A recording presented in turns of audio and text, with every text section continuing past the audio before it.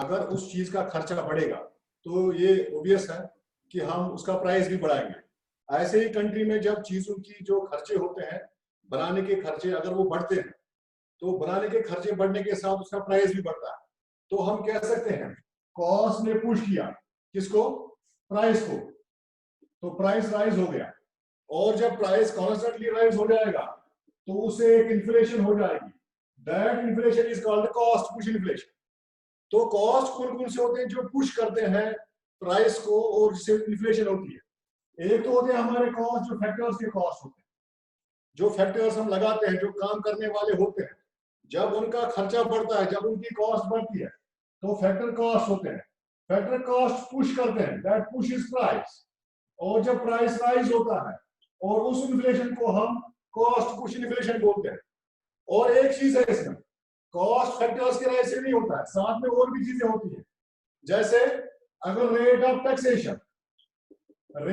Taxation अगर high हो गया, if rate of taxation is increase, अगर एक प्रोड्यूसर को ज्यादा टैक्स देने पड़ रहे हैं, जितना पहले दे रहा था उससे ज्यादा हो गया, तो वो उससे क्या करेगा, उसका प्राइस चीजों पे लगा देगा, वो इंक्लूड करेगा प्राइस इसमें, टैक्स इसमें जो प्राइस में है, कॉस्ट में है, तो प्राइस बढ़ेगा। तो वो भी खर्चे में से ही हुआ, क्योंकि जो उसको टैक्स देना पड़ा वो उस खर्चे में इंक्लूड करेगा और आपका प्राइस बढ़ेगा। और एक और चीज है इसमें, क्या होता है, कभी कभी ये मसला होता है, कभी चाहता है कि प्रोड्यूसर मुझे ज्यादा प्रॉफिट मिले, तो प्रॉफिट के पीछे वो बोलता है नहीं मेरा खर्चा ज्यादा हुआ, तो उससे वो प्राइस बढ़ाता है। और जब उसको पूछा जाता है कि आप प्राइस क्यों बढ़ा रहे, तो वो बोलते हैं नहीं मेरा कॉस्ट ज्यादा हुआ, my cost is increase, so cost push prices. So जब कॉस्ट से प्राइस राइज होते हैं, उस टाइप ऑफ उस इन्फ्लेशन को हम बोलते हैं कॉस्ट पुश इन्फ्लेशन। सो क्या होता है, कॉस्ट पुश, तो क्या करते हैं, कॉस्ट पुश प्राइस अप। तो कॉस्ट से प्राइस अप होते हैं, वो आपको मैंने बोल दिया कॉस्ट कौन कौन से होते हैं, फैक्टर कॉस्ट, बाकी सारे कॉस्ट जो खर्चे बढ़ते हैं। तो दैट इन्फ्लेशन, जब ऐसी इन्फ्लेशन होती है उसको हम बोलते हैं cost push inflation. Cost push inflation, ऐसी इन्फ्लेशन को, तो खर्चे की वजह से जब खर्चा बढ़ता है तो उससे प्राइस बढ़ती है, ऐसी इन्फ्लेशन को हम कॉस्ट पुश इन्फ्लेशन बोलते हैं। तो नेक्स्ट हमारा था लास्ट जो थी, वो थी demand pull, demand pull inflation, demand pull inflation. तो जब कभी कंट्री में लोग जहां पे डेवलप्ड होते हैं, या लोग जहां पे जिनकी इनकम अच्छी होती है, जिनका वेलफेयर अच्छा होता है, तो वहां पे क्या होता है, वो चीजें डिमांड ज्यादा करते हैं। जब चीजें डिमांड ज्यादा होती है, आप समझ लो आपकी कंट्री में जो प्रोडक्शन है वो 100 गुड्स की है, और लोगों की इनकम अच्छी है, तो वो 200 चीजें डिमांड कर रहे हैं, तो हमारी एग्रीगेट डिमांड 200 गुड्स की है। तो जब डिमांड ज्यादा बढ़ती है, सब लोग बाजार में निकलते हैं चीजें खरीदने के लिए, डिमांड करने के लिए, तो चीजों की प्राइस राइज होती है जनरली, क्योंकि अगर कोई चीज अवेलेबल कम है और लोग ज्यादा डिमांड कर रहे हैं, उससे भी प्राइस बढ़ती है। तो जब डिमांड बढ़ी, डिमांड ने अपने साथ खींचा, डिमांड पुल्स इन्फ्लेशन, डिमांड ने प्राइस राइज किया, जो हमारी डिमांड इंक्रीज थी उसने प्राइस राइज किया। तो क्या होता है, डिमांड क्यों राइज होती है, जब लोगों की इनकम अच्छी होती है, वो यहां जाते हैं, quality of goods, quality of good अगर अच्छी है तो लोग डिमांड ज्यादा करना शुरू करते हैं, और उस चीज की जब डिमांड ज्यादा बढ़ती है और वो अगर अवेलेबल नहीं है उसी टाइम, तो उसकी प्राइस भी राइज होती है। तो ऐसी इन्फ्लेशन को हम डिमांड पुल इन्फ्लेशन बोलते हैं। इसमें एक और चीज होती है, डिमांड पुल इन्फ्लेशन में ये अच्छी होती है लोगों के पास, परचेजिंग पावर। तो जब लोगों की परचेजिंग पावर अच्छी होती है, वो ज्यादा खरीदना चाहते हैं, तो उस टाइम डिमांड बढ़ती है। और जब डिमांड ज्यादा बढ़ती है और अगर उतनी सप्लाई अवेलेबल नहीं है, तो चीजों की प्राइस राइज होती है। और जब चीजों की प्राइस राइज होती है, ऐसी इन्फ्लेशन को हम डिमांड पुल इन्फ्लेशन बोलते हैं। तो ये थी हमारे इन्फ्लेशन और उसके टाइप्स।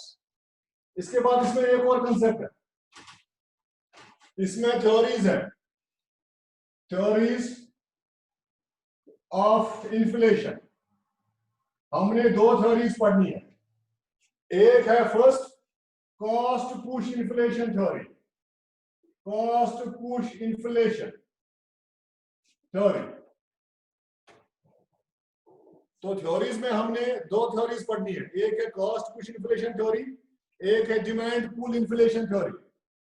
तो कॉस्ट पुश इन्फ्लेशन थ्योरी जो है वो एक प्रोफेसर थे यूएसए में, उनका नाम था रोलेथ। आप जरा पहले सुन लीजिएगा थ्योरी क्या। तो प्रोफेसर रोलेथ थे, वो 60s और 70s में, ऑफ 1960s एंड 1970s की बात कर रहा हूं मैं, 1960s एंड 1970s। तो इनसे पूछा गया ये कॉस्ट पुश इन्फ्लेशन क्या है, आप इसके बारे में बोलिएगा जरा। ये प्रोफेसर रोलेथ थे, प्रोफेसर रोलेथ तो अमेरिका में थे उस टाइम। इनसे पूछा गया ये कॉस्ट पुश इन्फ्लेशन कैसे होती है और इसका क्या इलाज है। तो इन्होंने कहा जो कॉस्ट पुश इन्फ्लेशन है, जब इन्फ्लेशन होती है राइज, क्योंकि कॉस्ट बढ़ते हैं। कॉस्ट कौन से बढ़ते हैं? Production cost. जो मैंने अभी आपको बोला, मैं थ्योरी की बात कर रहा हूँ, प्रोफेसर रोलेथ ने दी है, 1960s 70s में अमेरिका में आई है। तो इन्होंने कहा जब चीजों के खर्चे बढ़ते हैं, जब हम चीजें बनाते हैं, तो किस वजह से बढ़ते हैं? या तो लेबर से बढ़ते हैं, जो हमारे लेबर के खर्चे हैं वो बढ़ते हैं, और इससे बढ़ते हैं बिजनेसमैन, जो बिजनेसमैन होते हैं वो बढ़ाते हैं, और जो लेबर बढ़ाते हैं, लेबर में एक तो पता है लेबर कॉस्ट राइज हुआ, दूसरा इसमें एक और चीज इफेक्ट करते हैं, ट्रेड यूनियंस। तो जब इनसे थ्योरी पूछी गई, इन्होंने कहा कि जो कॉस्ट पुश इन्फ्लेशन है, जब खर्चे बढ़ते हैं चीजों के बनाने के, तो उससे ये इन्फ्लेशन होती है। तो इन्होंने 1960s 70s में थ्योरी थी, अमेरिका में थे। तो इन्होंने कहा कि या तो लेबर के जो खर्चे हैं वो बढ़ जाते हैं, लेबर का जो खर्चा अभी है, समझ लो आप चीज 10 रुपए में बेच रहे हैं, उसकी प्राइस 10 रुपए है, मगर इसके पीछे लेबर कॉस्ट 2 रुपया। अगर लेबर कॉस्ट बढ़ेगा 4 रुपया होगा, तो आप प्राइस बढ़ाओगे वो 15 रुपये हो जाएगा। तो उससे जो इन्फ्लेशन होगी, प्राइस राइज होगा, वो inflation, cost push inflation, as per professor Roleth. उसके बाद उन्होंने कहा एक और वजह है, दैट्स बिजनेसमैन। बिजनेसमैन में क्या है? बिजनेसमैन का मोटिव है प्रॉफिट। बिजनेसमैन का जो भी बिजनेस करता है, उसका मेन मोटिव होता है प्रॉफिट कमाना, ज्यादा से ज्यादा। या तो सही में उसके वेजेस या लेबर के कॉस्ट बड़े होंगे, या तो वो चाहता होगा कि उसका प्रॉफिट बढ़े, प्रॉफिट मैक्सिमाइजेशन के लिए। तो अगर पहली वजह है लेबर कॉस्ट बढ़े तो ठीक है, इन्फ्लेशन है, क्योंकि जब लेबर का कॉस्ट बढ़ेगा तो प्राइस बढ़ेगी। लेकिन अगर उसका मोटिव प्रॉफिट है, वो प्राइस बढ़ा रहा है लेकिन कॉस्ट नहीं बढ़े हैं, लेबर को वही 2 रुपए मिल रहे हैं, लेकिन उसने कहा मुझे 4 रुपए देने पड़ रहे हैं, लेकिन एक्चुअली है नहीं, तो उस टाइम भी प्राइस बढ़ेगा, लेकिन वजह दूसरी होगी। वजह होगी by the motive of profit. Motive profit है किसका? एंटरप्रेन्योर का, बिजनेसमैन का, प्रोड्यूसर का।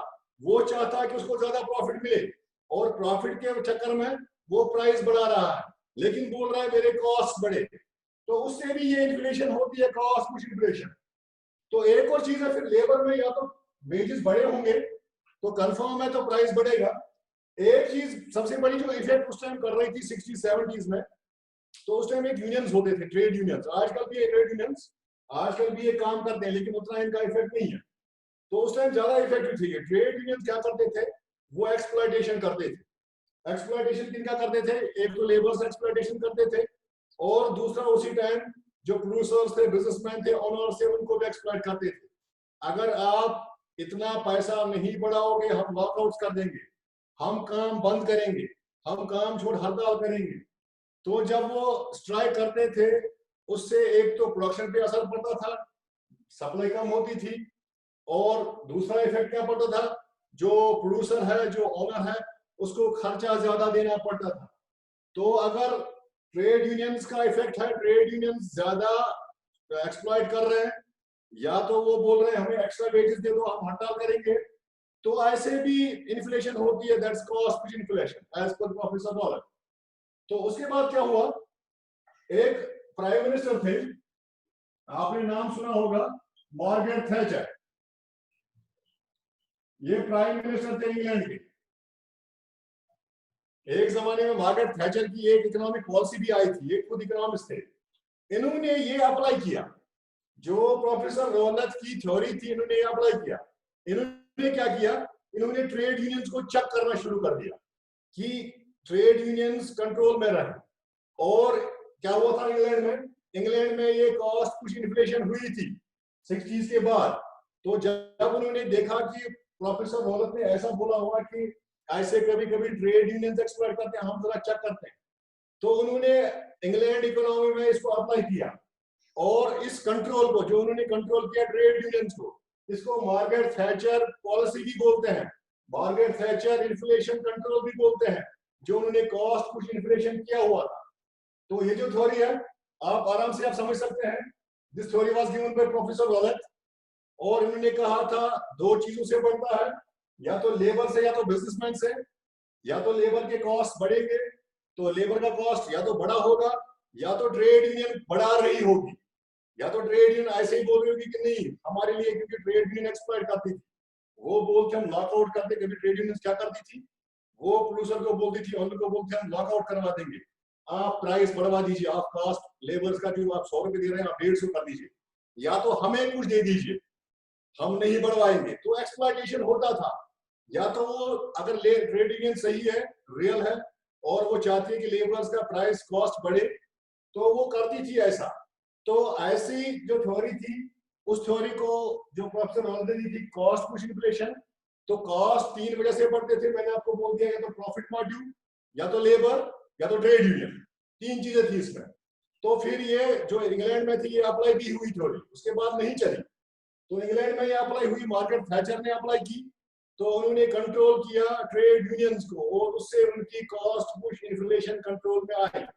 That theory is called cost push inflation theory by professor Rowlatt. और जो एक और थ्योरी है,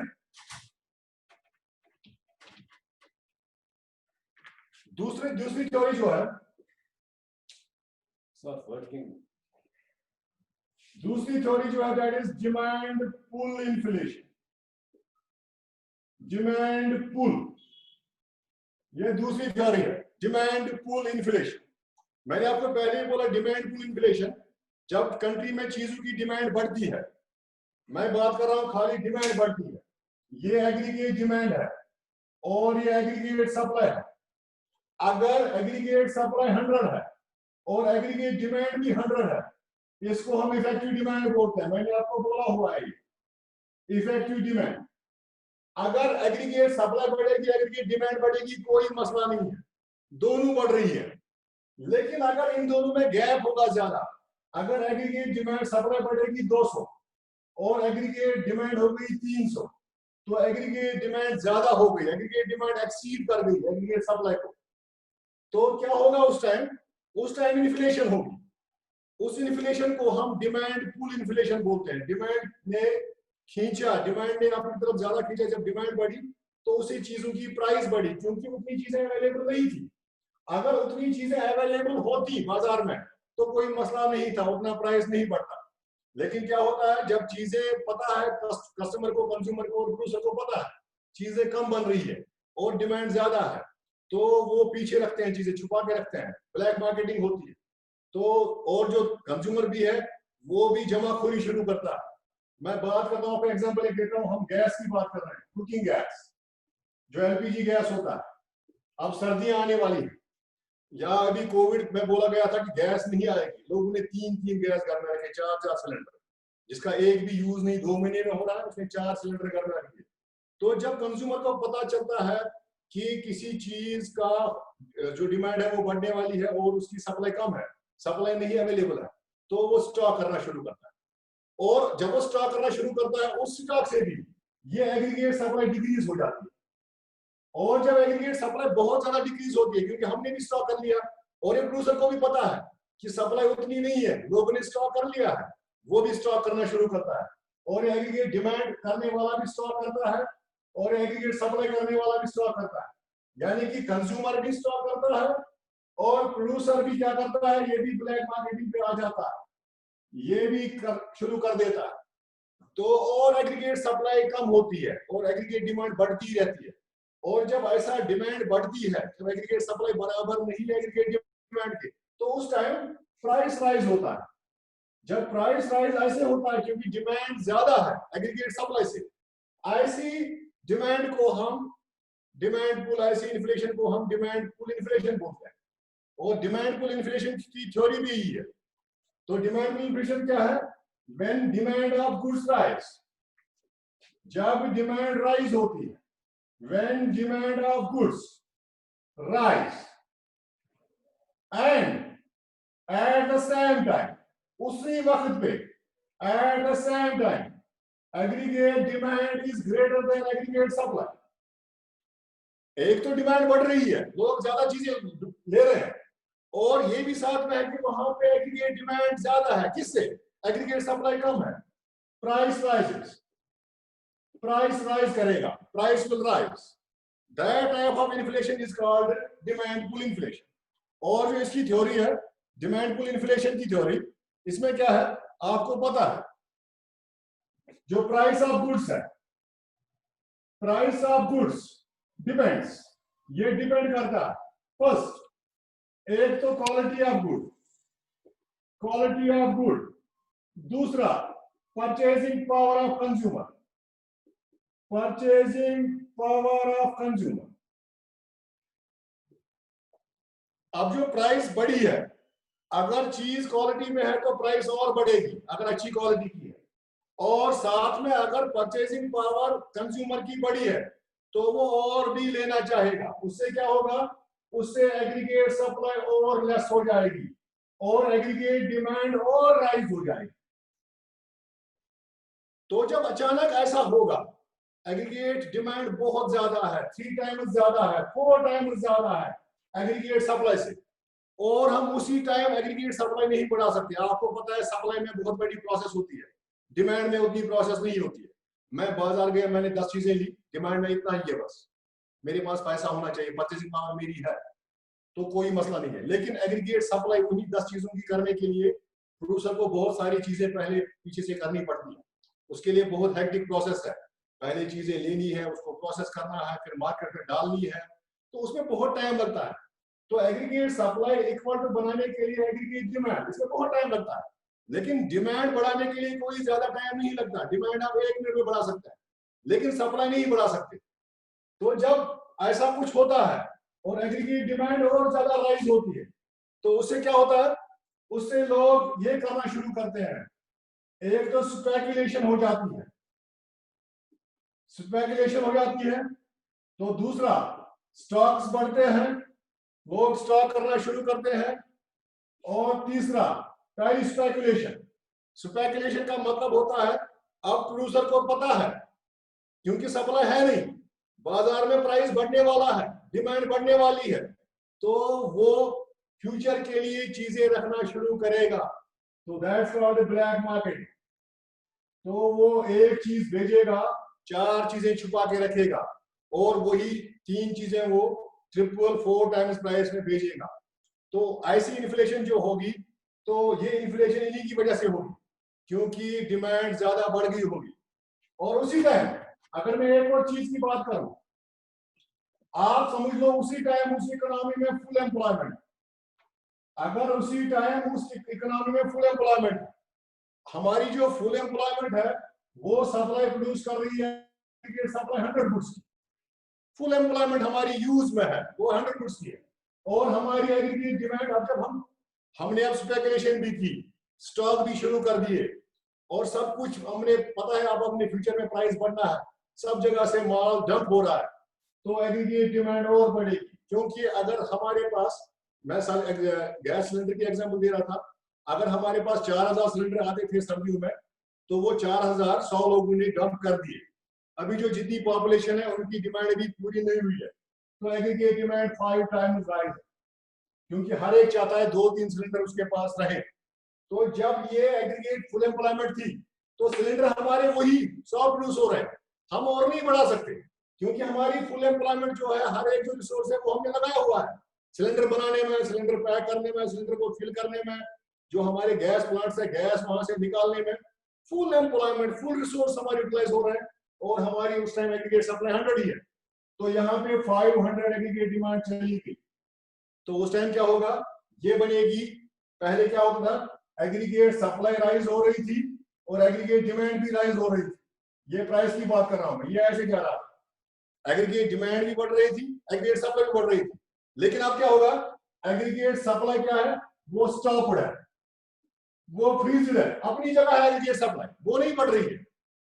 जब एग्रीगेट सप्लाई नहीं बढ़ रही है, उससे उतनी नहीं बढ़ रही जितना हमारी डिमांड है, तो उससे और प्राइस राइज होगा, और प्राइस राइज होने से और भी इन्फ्लेशन हो जाएगी। तो इस इन्फ्लेशन को चेक करने के लिए, इस थ्योरी में क्या है, इस इन्फ्लेशन को चेक करने के लिए हमने 2-3 चीजें करनी है। या तो ये एग्रीगेट सप्लाई राइज करनी है, और आपको पता है मैं फुल एम्प्लॉयमेंट की बात कर रहा हूं, तो फिर इन्फ्लेशन होगी नहीं अगर मैं 1 मिनट में राइज कर पाता। या तो दूसरी चीज करनी है, या तो एग्रीगेट डिमांड डिक्रीज करनी है। अब आप एग्रीगेट डिमांड डिक्रीज कैसे करेंगे, एक दिन में नहीं होगा। इसके लिए आपको जो लोगों की परचेसिंग पावर है वो खत्म करनी पड़ेगी। लोगों के पास जो पैसे बहुत ज्यादा है वो ज्यादा उनसे वापस लेने पड़ेंगे। उसके लिए पॉलिसीज करनी पड़ेगी ताकि लोग कम खर्च कर पा सके। लोगों को अवेयर आप नहीं कर सकते, लोगों को पता है कि ये मुझे बोल रहा है गैस का परसों मिलेगी, लेकिन लोग को 4-4 घर में ले जा रहे हैं, मैं क्यों रुकूं। तो ये क्या कर, इसके लिए क्या करना पड़ेगा, इसके लिए आपको या तो एग्रीगेट सप्लाई राइज करनी पड़ेगी। एग्रीगेट सप्लाई आप राइज कंट्री में उसी टाइम में ही कर सकते। आपने क्या करना है, आपने या तो इंपोर्ट करना है ये, तो आप क्या करेंगे, जितनी आपकी एग्रीगेट सप्लाई डिमांड है, एग्रीगेट डिमांड 300 है, एग्रीगेट सप्लाई 100 है, तो एग्रीगेट सप्लाई 100, एग्रीगेट डिमांड 300 है। आप 200 जो सिलेंडर्स है वो आप 200 जो आपकी डिमांड थी वो आप इंजेक्ट करेंगे इकोनॉमी में, इंपोर्ट करके कहीं से लाएंगे किसी कंट्री से। या तो आपने क्या करना है, एग्रीगेट डिमांड लोगों की डिक्रीज करनी है। आपको क्या करना है, आप 3-4 महीने में रेट ऑफ टैक्सेशन बढ़ाएंगे, जितनी इनकम लोगों की उस पर टैक्स रेट डबल करेंगे। जो पैसा आ रहा है क्रेडिट से, इजी फ्लो मनी हो रहा है, क्रेडिट फ्लो आप थोड़ा स्टॉप करेंगे। तो ऐसे आप लिक्विडिटी जो एक्स्ट्रा जो पैसा लोगों के पास ज्यादा है तो उसको कोशिश करेंगे वो एडजस्ट हो जाए कहीं से, जबरदस्ती आप किसी से छीन नहीं सकते। तो ये दूसरी थ्योरी है हमारी, that's called demand pull inflation. तो डिमांड पुल इन्फ्लेशन में क्या होता है, लास्ट में मैं थ्योरी बोल रहा हूँ, इसमें आप क्रिटिसाइज कर सकते हैं क्योंकि ये थ्योरी है। तो एग्रीगेट सप्लाई तो एक जगह रुकेगी ये पॉसिबल नहीं है, तो एग्रीगेट डिमांड बढ़ेगी, सप्लाई बढ़ेगी तो डिमांड भी बढ़ेगी। तो इसने, इस थ्योरी ने कहा है कि अगर एग्रीगेट सप्लाई रुक रही है एक जगह तो एग्रीगेट डिमांड उधर बढ़ रही है तो आपका प्राइस और ज्यादा राइज होगा। लेकिन मैं एक जगह खुद ही थ्योरी को क्रिटिसाइज कर रहा हूँ, मैं बोल रहा हूँ एग्रीगेट सप्लाई कभी रुकती नहीं है और आपके फुल एम्प्लॉयमेंट कभी होती नहीं है, आप फुली रिसोर्स यूटिलाइज कभी नहीं कर पाते। अभी जो डेवलप्ड कंट्रीज दुनिया की है वो भी अपने रिसोर्स फुली यूटिलाइज अभी कर नहीं पा रहे क्योंकि रिसोर्स हमारे पास बहुत सारे हैं। अभी हमने हवा में से कुछ भी नहीं निकाला जो सबसे बड़ा रिसोर्स है, लैंड में से तो हम बहुत कुछ निकाल रहे हैं। तो ऐसे बहुत सारे रिसोर्स है। अगर आप देखिए हमारी कंट्री में 30-40% अनएम्प्लॉयमेंट जो रेशियो है वो है, तो वो अभी यूज नहीं हुआ है, तो उनका अभी एफिशिएंसी हमने देखी नहीं है। तो फुल एम्प्लॉयमेंट कभी कंसेप्ट है नहीं अभी कहीं किसी कंट्री में, लेकिन जितना रिसोर्स है अगर उतना वो अभी यूज कर रहे हैं उसको हम फिलहाल फुल एम्प्लॉयमेंट समझ सकते हैं। तो नेक्स्ट टॉपिक हमारा है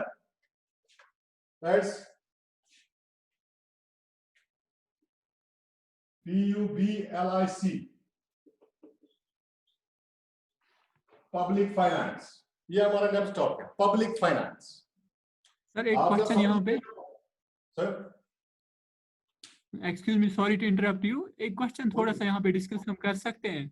सपोज एग्जांपल, अगर एक कंट्री इन्फ्लेशन में जा रही है, हुई ऑलरेडी गई है इन्फ्लेशन में, तो कौन से मेजर्स गवर्नमेंट उस टाइम पे इमीडिएटली टेक कर सकती है ताकि कंट्री बाहर आ जाए?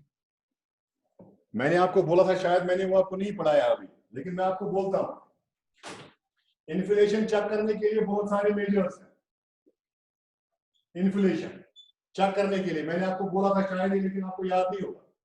इन्फ्लेशन चेक करने के लिए एक होते हैं मॉनेटरी मेजर्स, यस सर, आप थोड़ा याद रखिएगा। एक होते हैं फिस्कल मेजर्स, और इसके बाद होते हैं अदर मेजर्स, ये भी बहुत सारे हैं। अदर मेजर्स में मैं आपको 1-2 बोलूंगा।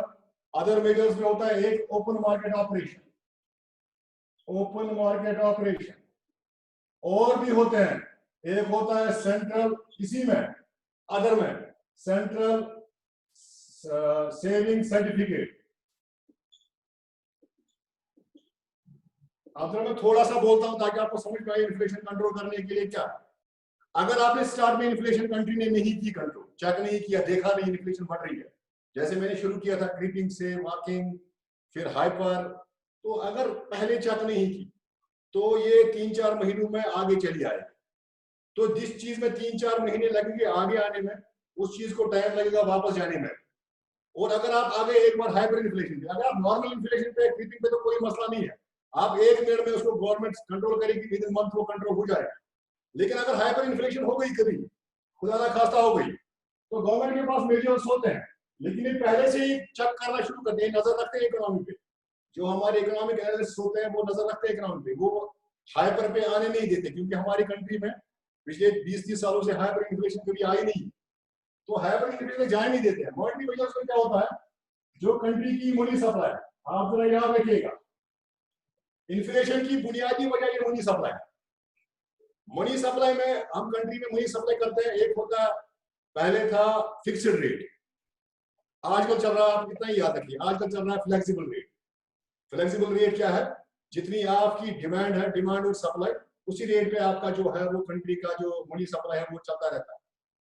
तो मनी सप्लाई अगर कंट्री में बढ़ती है, एक तो होता है नॉर्मल मनी सप्लाई, जितनी मेरी कंट्री की जरूरत है, जितनी मेरी कंट्री की रिसोर्सेज है, जितने मेरी कंट्री के जो फैक्टर्स है, जितनी उनकी इनकम है, अगर उस हिसाब से बढ़ रही है, मतलब फैक्टर्स मेरे पास, अभी मैं फैक्टर हूँ, मैं दिन में 1000 कमा रहा हूँ, अगर अगले साल में 1020 कमाऊं तो कोई इन्फ्लेशन नहीं है, नॉर्मल है, क्योंकि इसमें बढ़ना चाहिए थोड़ा सा, वेजेस लेवल बढ़ना चाहिए। लेकिन अगर कंट्री, जो हमारी लिमिट है कंट्री की, जितनी हमारी फिक्स्ड रेट, फ्लेक्सिबल रेट है, अगर जितनी हमारी कंट्री में रिसोर्सेस हैं, उनसे ज्यादा कंट्री अचानक पैसा डाल रही है, इकोनॉमी इंजेक्ट कर रही है। आप समझ लीजिए कि गवर्नमेंट ऑफ इंडिया ने कहा हम 20,000 करोड़ इकोनॉमी ऐसे ही 20,000 करोड़ ऐसे लोगों में बांट देंगे पैसे, तो ये 20,000 करोड़ बिना हिसाब किए उन्हें बांट दिए।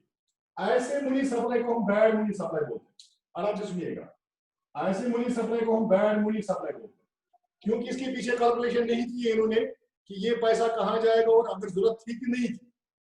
तो जब ये पैसा हमारे पास आएगा तो इससे इन्फ्लेशन बढ़ेगी। तो मैं, जब मेरे पास पैसा आएगा, मैं बाजार में जाऊंगा, मुझे पता है हवा से पैसे आ रहे हैं, मैं 1000 कमा रहा था, मैं 3000 दिन में कमा रहा हूँ, आज 1000, कल 2000, परसों 3000। तो क्या करेगी गवर्नमेंट, पहले मॉनेटरी मेजर लगाएगी, मनी सप्लाई चेक करेगी।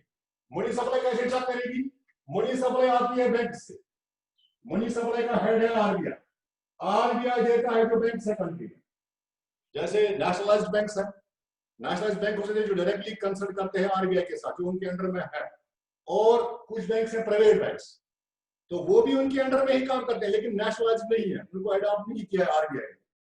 तो आरबीआई पैसा आगे डालती है बैंक्स को, तो वो लेती है रेट, इंटरेस्ट लेती है।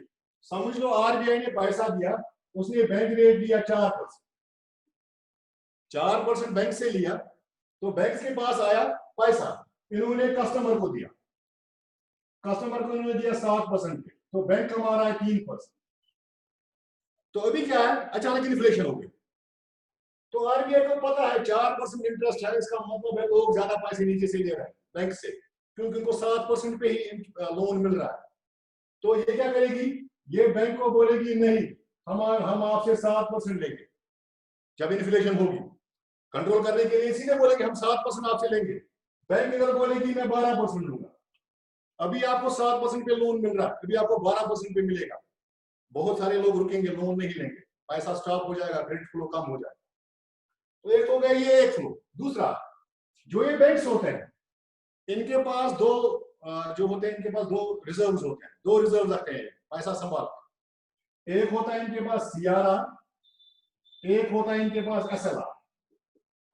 सीआरआर होता है कैश रिजर्व रेशियो, तो ये आरबीआई के पास कुछ जो इनका दिन का ट्रांजेक्शन होता है, उसमें से 10 to 20% आप समझ लीजिए, ये चेंज होता रहता है।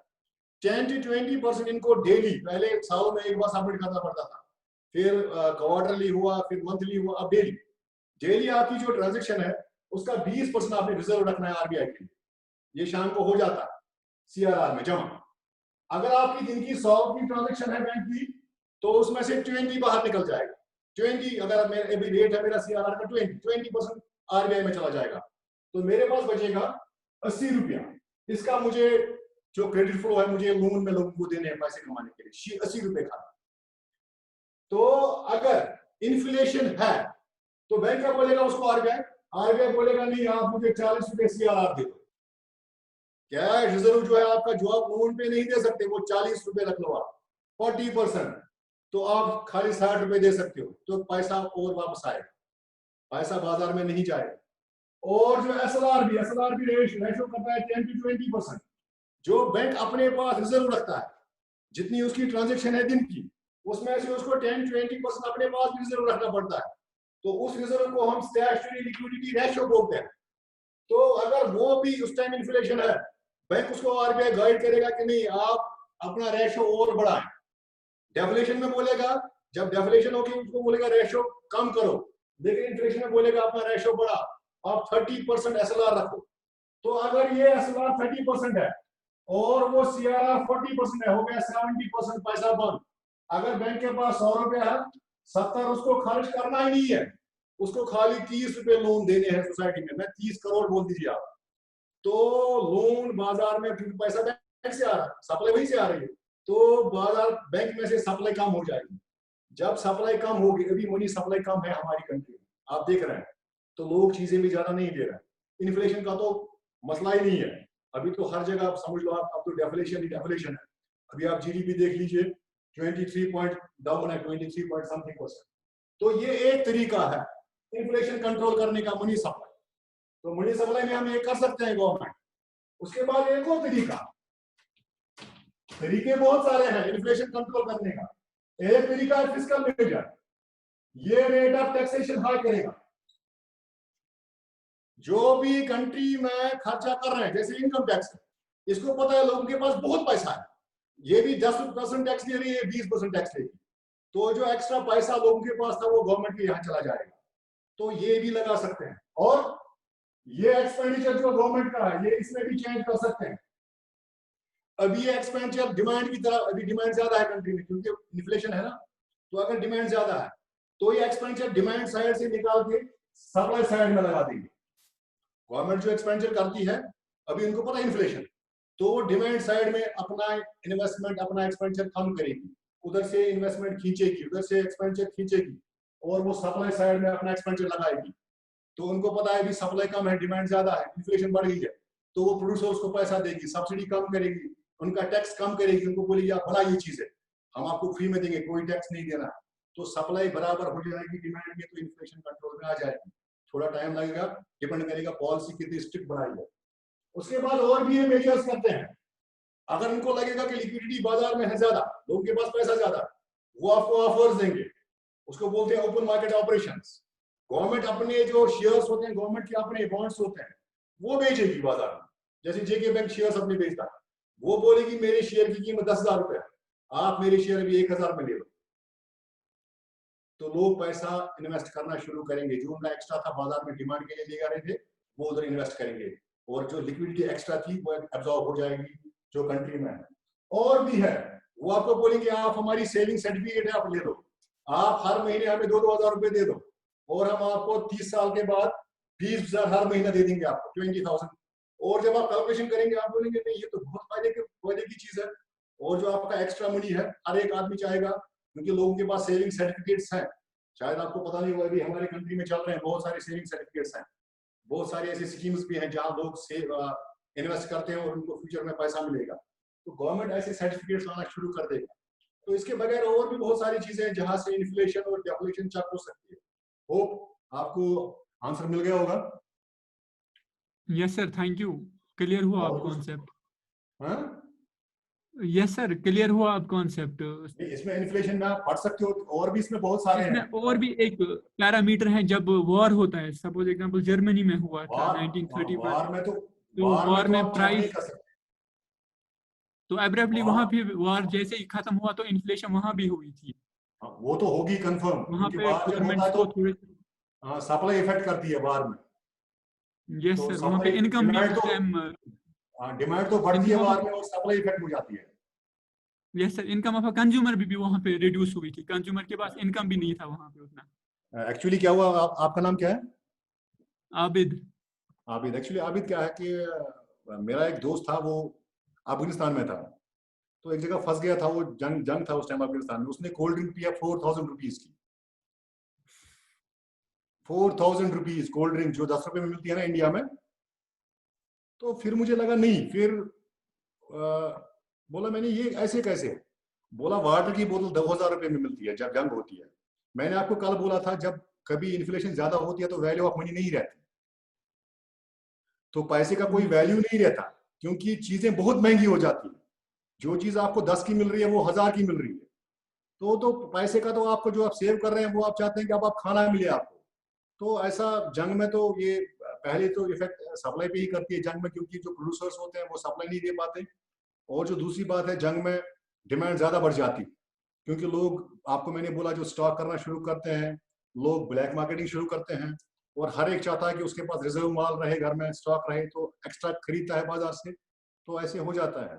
तो कल हम पढ़ेंगे, कल तो जहूर साहब शायद बिजी हैं, तो परसों हम क्लास करेंगे, मैं पब्लिक फाइनेंस से शुरू करूंगा, ठीक है? तो आज का तो इतना काफी है। और कोई तो किसी को कंसेप्ट क्लियर नहीं है? आबिद? यस सर, बाकी और कॉन्सेप्ट्स ठीक। क्लियर है। इसी इन्फ्लेशन के बारे में एक अच्छा सा डिस्कशन हुआ। और एक रिक्वेस्ट है, अगर इफ इट इज पॉसिबल तो कुछ कंटिन्यूटी में कुछ क्लासेस कीजिए। आई नो आपका भी बिजी शेड्यूल होगा, तो नहीं, हम मेरा कोई चाहते हैं बिजी, इस चीज को अवॉइड। एक्चुअली एक्चुअली कल कल जोर साहब का थोड़ा है, परसों से हम कंटिन्यू करेंगे। अभी 5-8 क्लास लगेंगे, बस हो जाएगा। फिर अगर आप चाहें, मैं 1-2 लेक्चर में आपके साथ डिस्कस भी कर सकता हूँ, मतलब बीच में जो कुछ रह गया किसी चीज का, तो वो हम डिस्कस कर सकते हैं बाद में कभी। आप जो है, आप एक नोट बना के रखिएगा, जो भी आपने क्वेश्चन आपने लेने हैं ना, आपने कोई भी क्वेश्चन करना है, हो सकता है मुझे उस टाइम कभी दिमाग से निकल जाता है आदमी के, याद नहीं रहता, एज एज फैक्टर